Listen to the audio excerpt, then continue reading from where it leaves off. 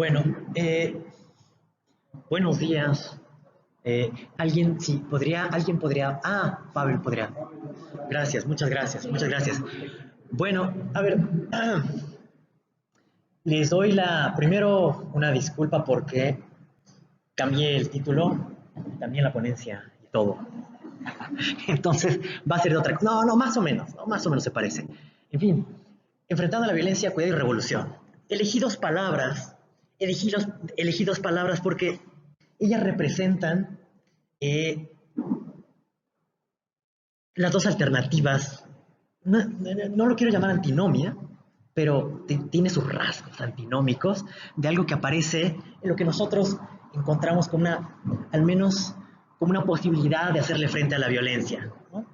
Y sobre todo a considerar la violencia eh, en su cualidad espinosa, ¿no? Porque uno se apresura a condenar la violencia y bueno, la verdad es que hay razones para pensar que eso es un acto demasiado apresurado y demasiado rápido, ¿no? Ahora voy a matizar esto, pero lo que ven ahí es una representación de un trabajo, un peculiar evento de cuidado en la Biblia. Es, la, es cuando una madre sacrifica su ser madre y pone a Moisés en la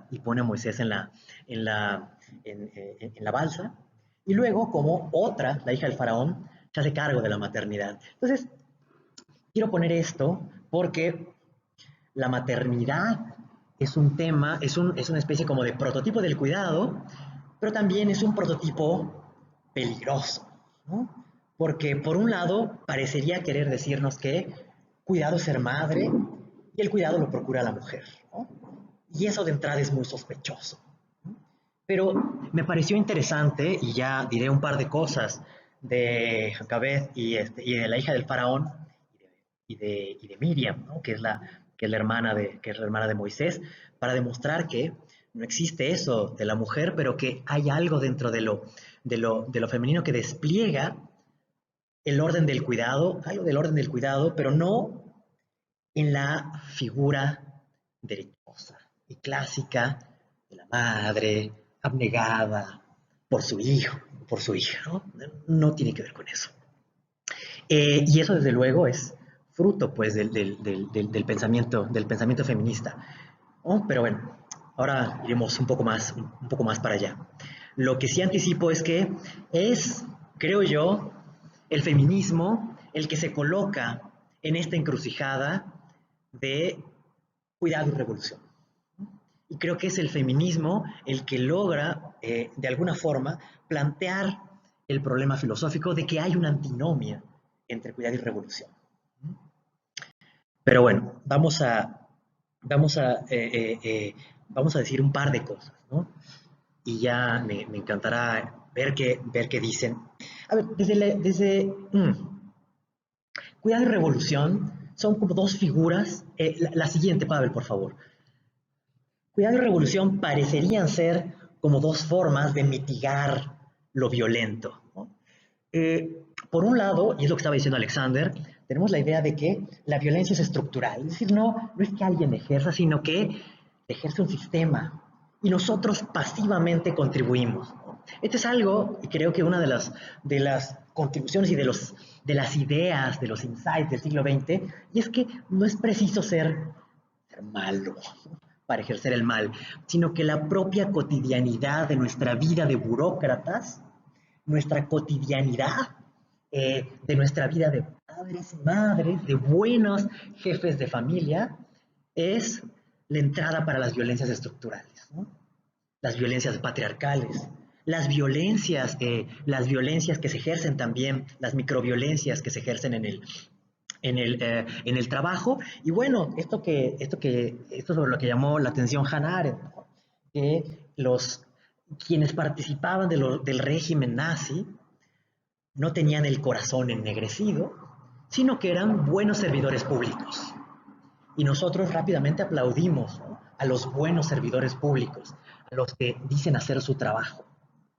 Y además con eficiencia, eran diligentes, eran gente muy diligente. Entonces, nos parece, y me parece perfectamente aceptable, es más, lo suscribo, el hecho de que uno no puede enfrentar una violencia estructural si no destruye un orden estructural. Es decir, no hay manera de cambiar las cosas portándose bien. Bueno, lo digo así con ironía, ¿no? Pero no es por medio de la virtud y la ética como cambian los sistemas. Porque sabemos que participamos de un sistema incluso sin saberlo. Y eso es algo así como la idea del psicoanálisis. No necesitas tener conciencia. Es una idea marxista y psicoanalítica, ¿no? No necesitas quererlo, ni necesitas saberlo para hacerlo. Y peor aún, puedes incluso saberlo, pero no por eso lo dejas de hacer o lo quieres dejar de hacer. Por lo tanto, surge una especie de complicidad extraña. Y esa complicidad no tiene lugar en las grandes decisiones, sino tiene que ver con lo que haces todos los días. Pero entonces se empiezan a aparecer los rasgos de esta antinomia, ¿no? Porque por un lado sabemos que hay una especie de gran estructura que podemos llamar una estructura intelectual, una estructura política, una estructura económica, pero que además no solamente se sostiene por las instituciones, sino que nosotros la alimentamos. Es decir, nosotros podemos quejarnos, ¿no?, de la cultura de consumo, pero nosotros mismos no podemos evitar la tentación de la compra y nosotros mismos gozamos comprando un libro de crítica al capitalismo, pero gozamos con la compra. Nos parece maravilloso que nos regalen un libro. Hay una especie de goce profundo, le digo en el sentido psicoanalítico del término, en el hecho de la compra. Y al final de cuentas, no importa si es tu iPhone o si es un libro de Alain Badiou,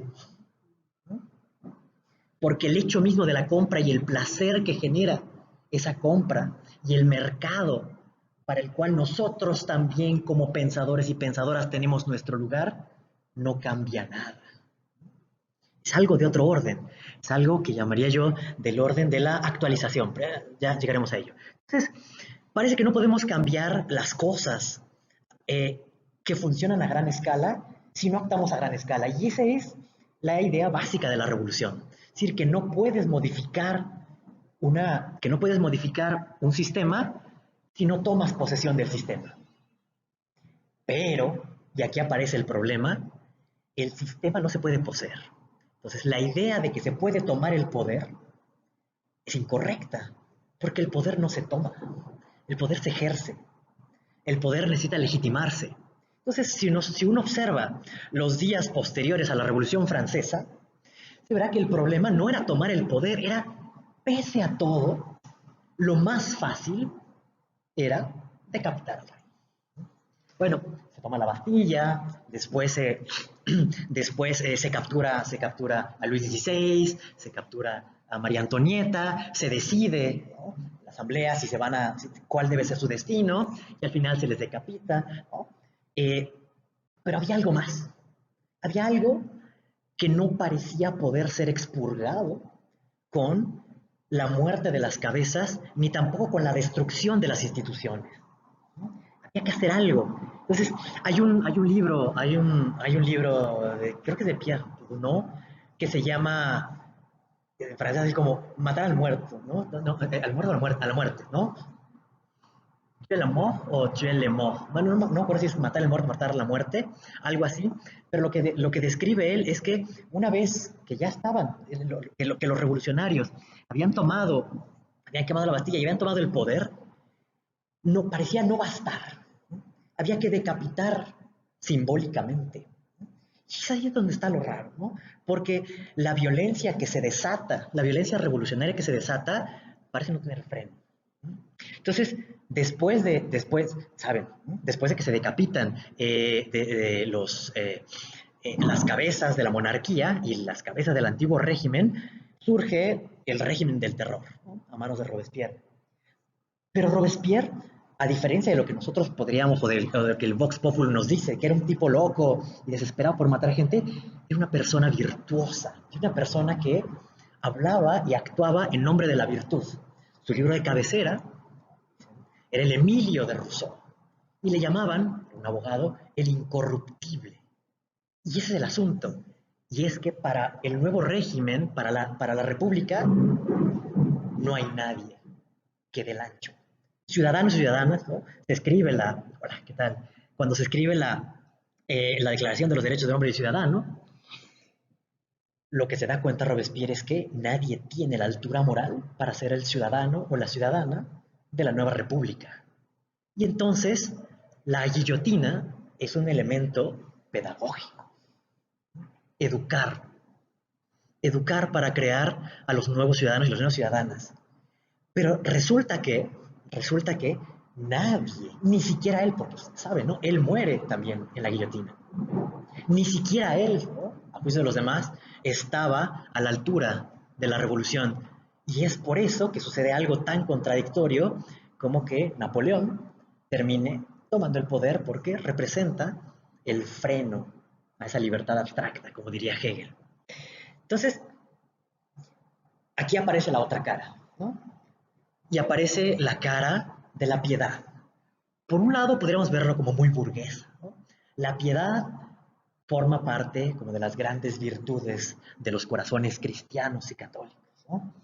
Esta es una imagen, bueno, entonces a la izquierda lo que puse es este cuadro famoso, ¿no? Del levantamiento de 1830 en Francia, de Lacroix, que se llama La libertad guiando al pueblo.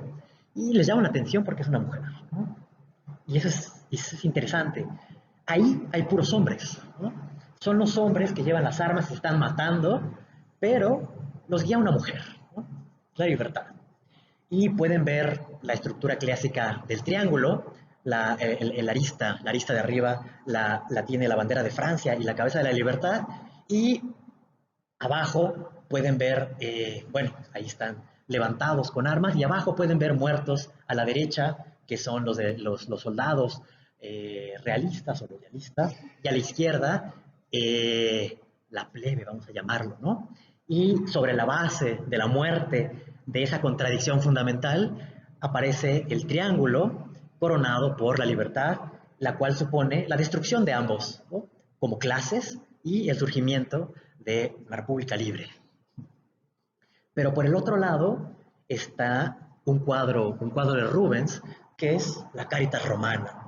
Esta es una historia muy famosa que les encanta pintar, y es, según recuerdo, él es su padre, él está condenado a muerte, y entonces ella pide entrar para verlo por última vez, y entonces ella está embarazada, ¿no? O tiene un hijo, y le da de su pecho, ¿no? Porque está condenada a muerte, y le da como su último alimento, y le da lo más propio. Y entonces, ¿por qué es importante? Porque ahora es de su padre, ¿no? Pero si apartamos un poco los ojos de lo incestuoso que ello podría parecernos ahora, se trata de convertir al viejo en el hijo, como si fuera su propio retoño, como si le estuviera dando una última vida antes de que se despida finalmente de ella. Sí. Entonces, pensaban, o sea, que era una relación y ya después no había, sino se Gracias, sí, exacto. Y después se conmueven tanto que terminan perdonando, ¿no? Ujú. Sí, por eso les digo, es una figura, gracias por contar la historia que me sé a medias. Muchas gracias. Claro, él está sobreviviendo y no le dan de comer porque es su hija la que lo está alimentando por medio de su pecho. Pero entonces la piedad pareciera ser como esa fuerza que no pertenece ni al orden establecido ni a una revolución. Es de otro lado. Pero les digo, el acto de piedad también aparece en las guerras, y suele aplaudirse porque la piedad pareciera ser ese momento en el cual se suspende la violencia la violencia de la revolución, y se entiende que hay algo de humanidad, inclusive en los que están contendiendo.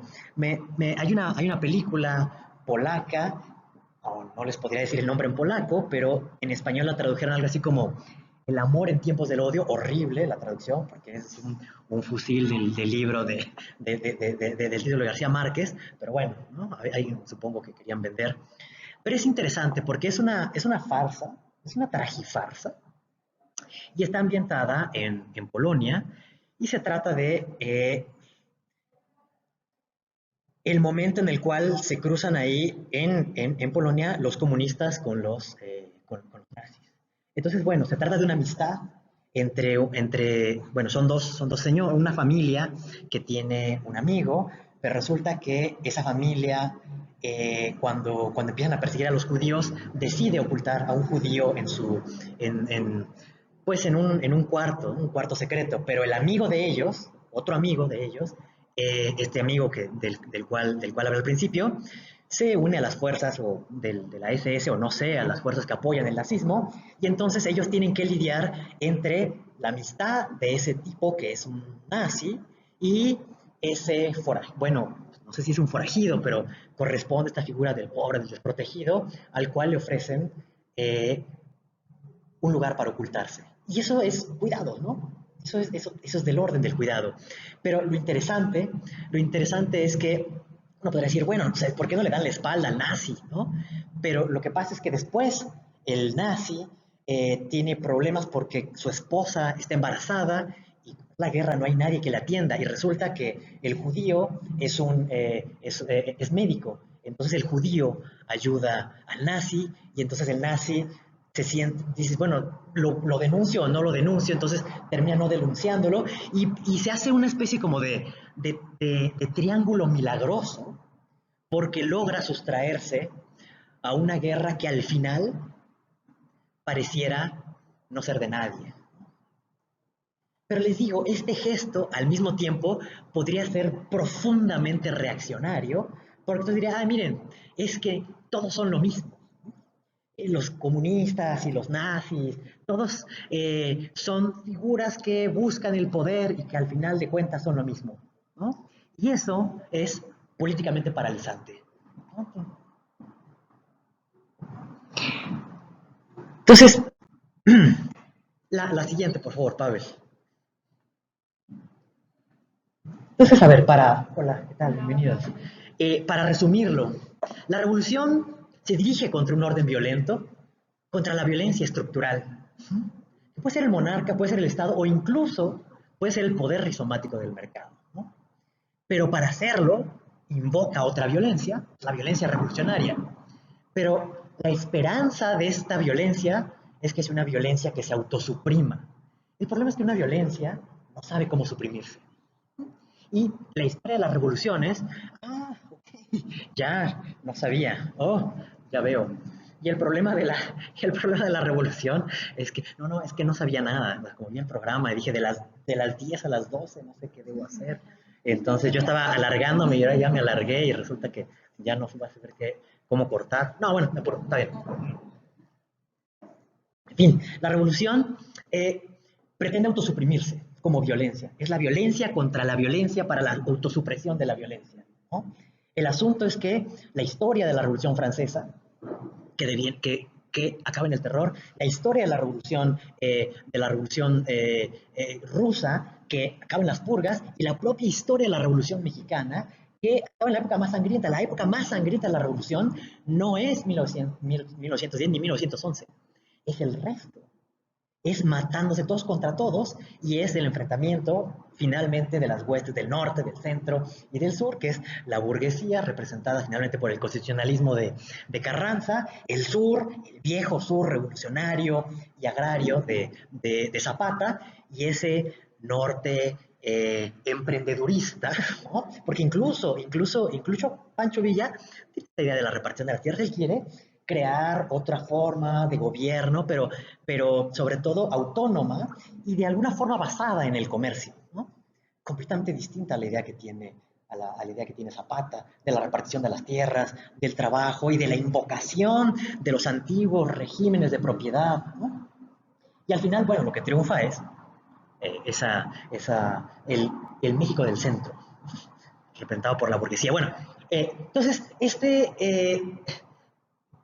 pero para que la violencia revolucionaria no sea leída como una violencia contra otra violencia más, tiene que considerarse una violencia divina.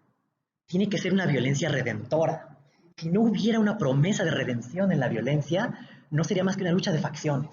Entonces ahí se empieza a ver una suerte de lo teológico que tiene que haber en lo revolucionario para que no se entienda como una lucha entre facciones. Tiene que haber algo de redentor y por lo tanto algo de teología política.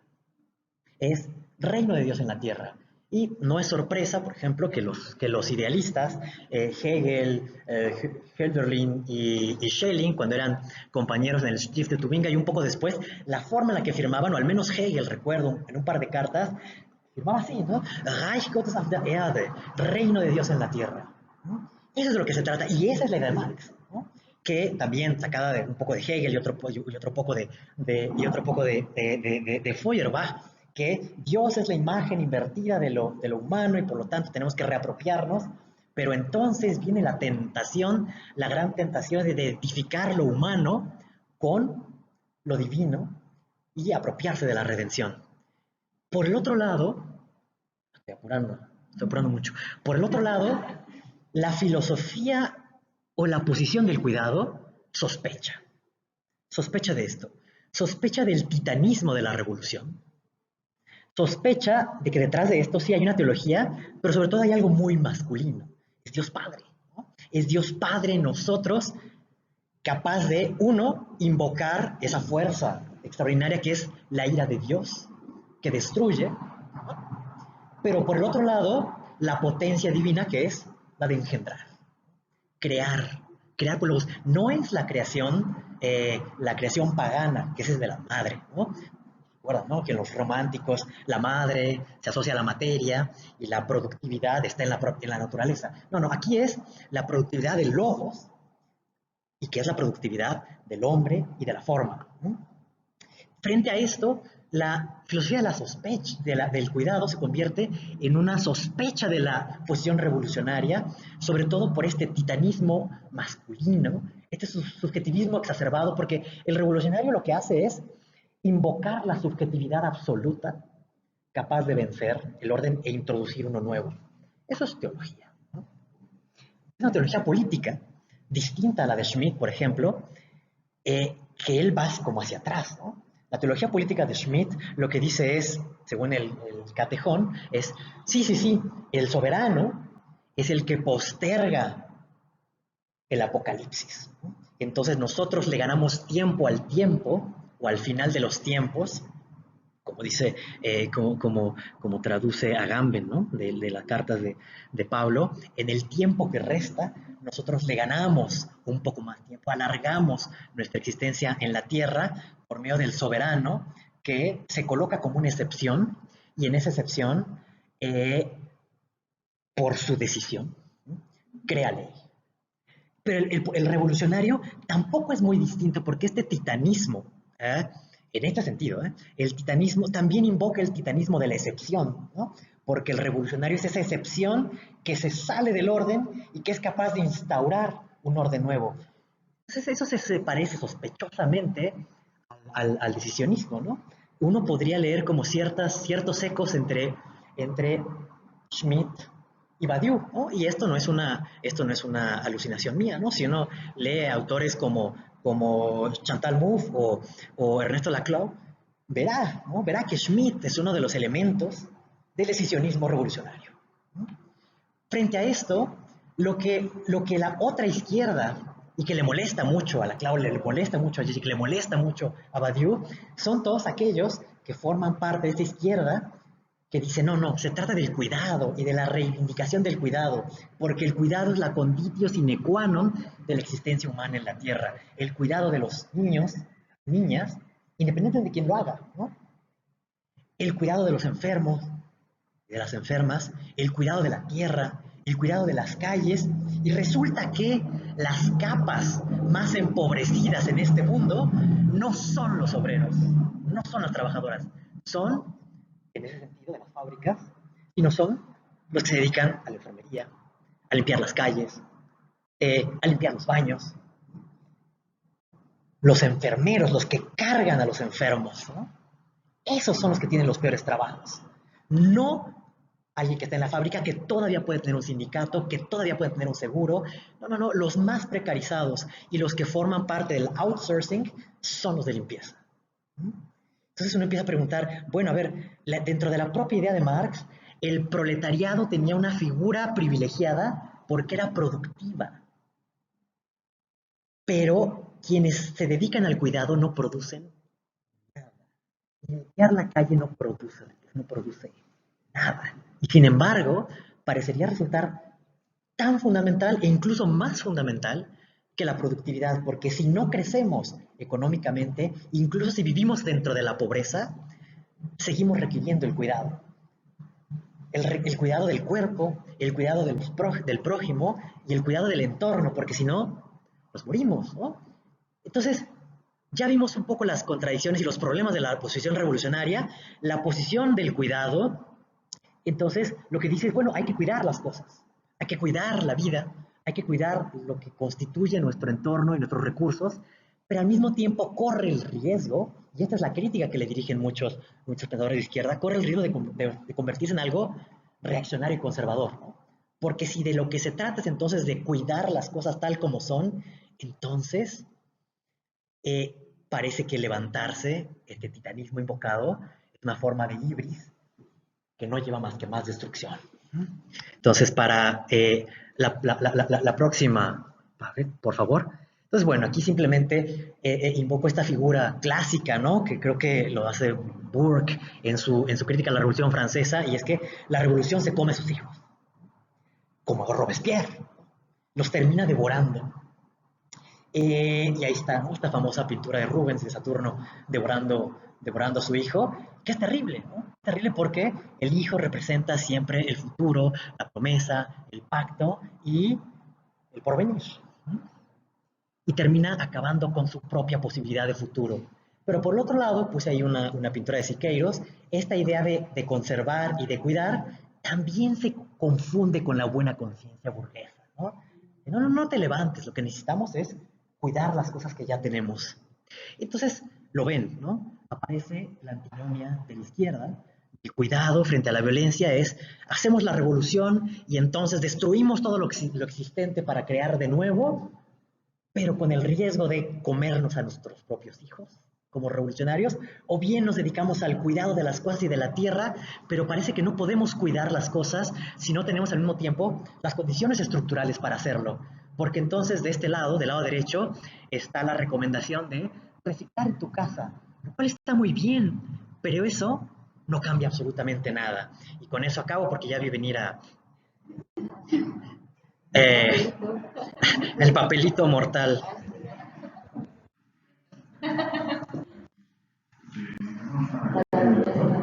Sí, entonces voy a terminar con dos citas. Prometido. ¿Podrías avanzar otra? Este es Leviatán, ¿no? La teología política de la revolución. Otra. Bella Casa. No, otra. Esa, ¿no? Joan Toronto y Berenice Fisher tienen una idea interesante, bastante interesante de lo que significa cuidado. Quizá una definición que se está popularizando, que bueno, se puede tomar muy bien como punto de partida. Dice, en el sentido más general, sugerimos que el cuidado sea visto como un tipo de actividad que incluye todo lo que hacemos para mantener, continuar y reparar nuestro mundo, de tal manera que podamos vivir en él también como sea posible. Y ahí viene esta filosofía del buen vivir, que trataron de abrazar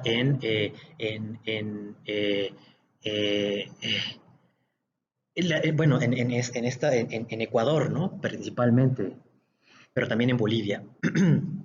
Dice, nuestro mundo incluye cuerpos, nuestro sí mismo y nuestro entorno, todos los cuales buscamos entrelazar en una red compleja y que sostenga la vida.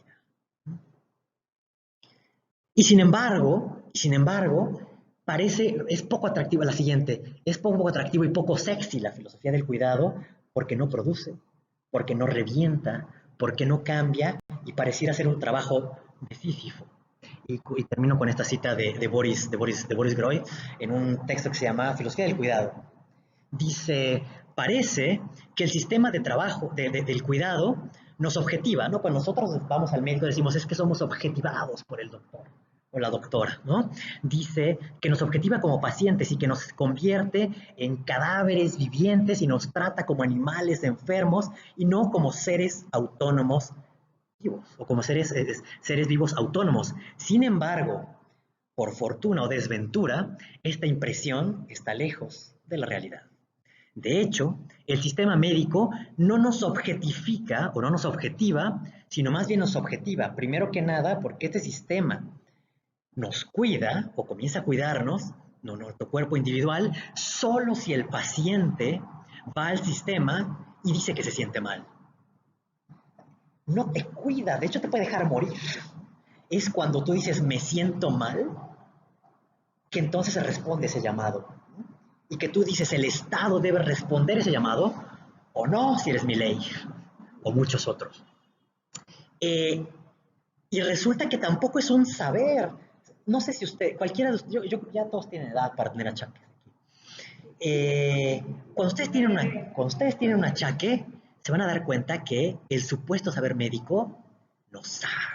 Unos le dicen otra cosa, otros dicen otra. Hay pocas cosas en las cuales uno obtenga unanimidad en los doctores, e incluso donde hay unanimidad, en los detalles hay grandes diferencias, y ya saben que el diablo está en los detalles, y también el dolor. Entonces, por lo tanto, ya, la última, dice, pon la de cuidado, dice, in fact, the work of care. La siguiente, dice, de hecho, el trabajo del cuidado, incluido el autocuidado, y piense también en Foucault y el cuidado de sí, ¿no? Es trabajo duro y uno siempre está contento de evitarlo. Básicamente es un trabajo de Sísifo. Todo el mundo lo sabe. Todos los días la comida es preparada y después comida. Y después uno tiene que volver a preparar la comida al día siguiente. Todos los días un cuarto se limpia y al día siguiente tiene que ser limpiado de nuevo. Cada mañana y cada tarde uno debería o uno debe limpiarse los dientes, lavarse los dientes y al día siguiente volver a repetir el mismo ritual. Todos los días el Estado tiene que protegerse contra sus enemigos y al día siguiente la situación es la misma.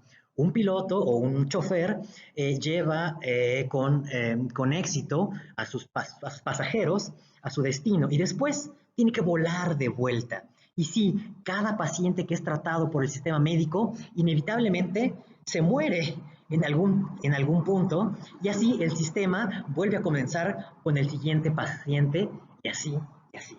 Entonces, la pregunta, si no queremos dejarle ni a la administración ciega de los cuerpos, ni a la derecha que pretende postergar supuestamente el apocalipsis en nombre de la figura del soberano, una izquierda tiene que apañárselas con esta antinomia que es la revolución y el cuidado, y es la destrucción del existente y el cuidado del existente, porque a final de cuentas, alguien que haga la revolución no puede hacerla sino sobre o en nombre de lo que ya existe. ¿No? Y esa es la paradoja, creo yo, y bueno, pues eso es me parece es el problema con la violencia, ¿no? Enfrentarla a partir de una revolución, de las condiciones que nosotros creemos que la mantienen, sostienen y reproducen, y el cuidado, que es aquello que también suscita la violencia, porque es el descuido de la vida, es el descuido de los ciudadanos y de las ciudadanas, lo que a la postre termina convirtiéndose en una violencia como venganza, ¿no? Como odio o eventualmente como una figura también teológica, ¿no? No sé si hayan leído de las entrevistas que hizo Rita Segato en la cárcel a violadores, pero decía, muchos de ellos no decían, es que yo odio a las mujeres, ¿no? Algo así, no, decía, es que lo que yo hago es castigar a las malas mujeres, porque las mujeres son lo más preciado y lo más puro, como mi madre y mi hermana, y yo solamente mataba a las prostitutas, a las malas mujeres. Son emisarios de Dios, ¿no? Ellos se creen emisarios de Dios. Entonces, también lo teológico está ahí. Entonces, no, entonces, las ideas finales serían, uno, no descuidemos el aspecto teológico que hay en la cuestión de la violencia y en las respuestas que tenemos frente a ello, porque Dios no necesita existir para hacer de las suyas. Y bueno, pues ya, gracias. Eso.